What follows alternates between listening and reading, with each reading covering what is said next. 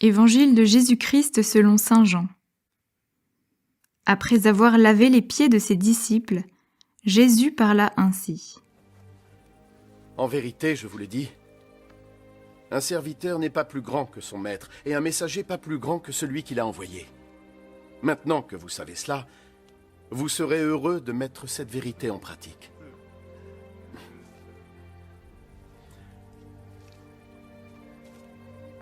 Je ne parle pas de vous tous ici. Je connais ce que j'ai choisi. Mais l'Écriture a raison quand elle dit « Celui qui a partagé mon pain s'est retourné contre moi ». Je tiens à vous le dire maintenant, afin que lorsque ce moment arrivera, vous puissiez croire que je suis qui je suis. En vérité, je vous le dis, quiconque reçoit celui que j'envoie me reçoit également. Et quiconque me reçoit celui qui m'a envoyé.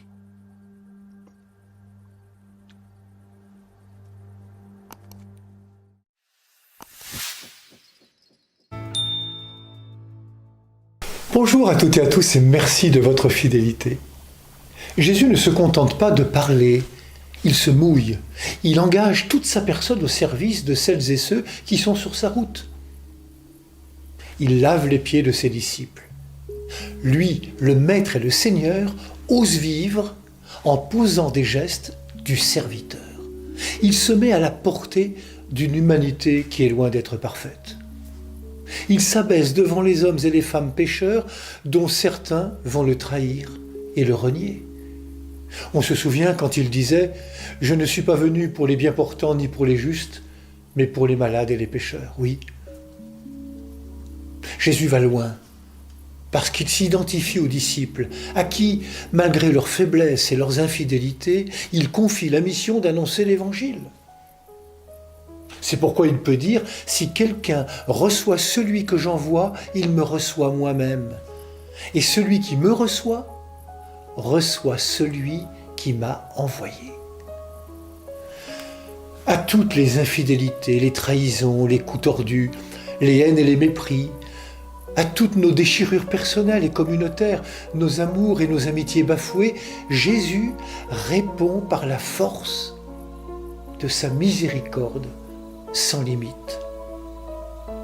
Devant Jésus, nous ne sommes jamais indignes. Nous sommes des personnes qui peuvent à tout moment advenir à la vie, renaître à la vie. L'amour de Dieu n'est pas sélectif, il est permanent.